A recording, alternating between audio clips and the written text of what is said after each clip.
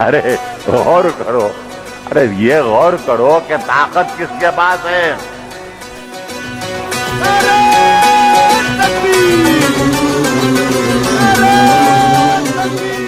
मजलिस-ए-इत्तेहादुल मुस्लिमीन बच्चों का खेल नहीं है।